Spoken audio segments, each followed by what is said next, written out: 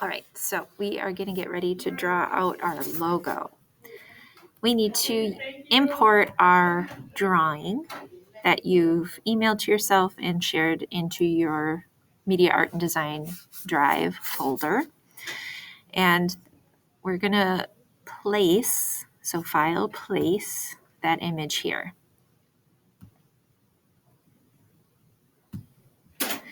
You'll see that there's a little box here, and I am going to just click. And what you want to make sure is that you have your black arrow selected, and that's going to help you use that place function properly. I want to make it a little bit bigger.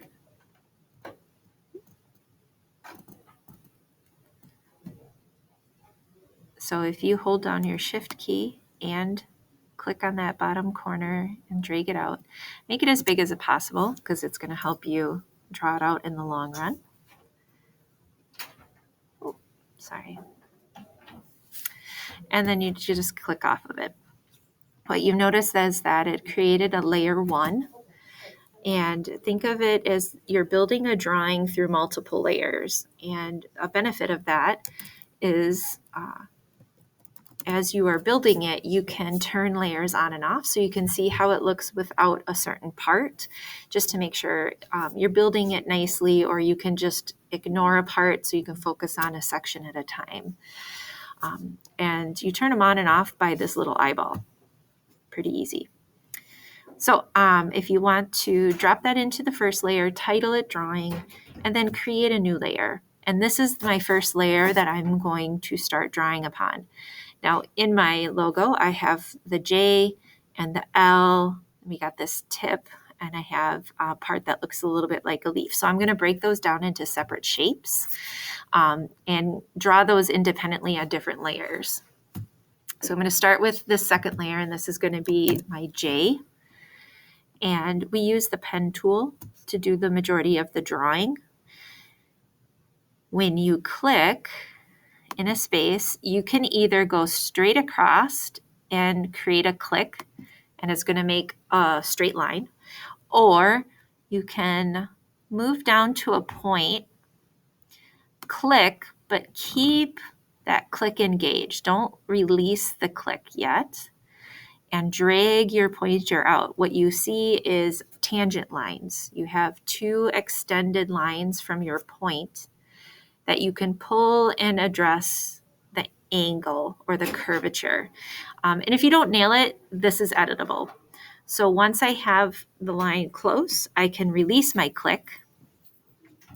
And you notice that it's being filled right now.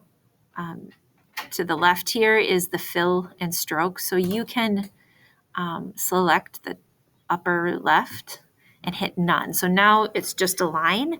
And if you feel like that black line is a little hard to see, if you click on the outline, you can change that color.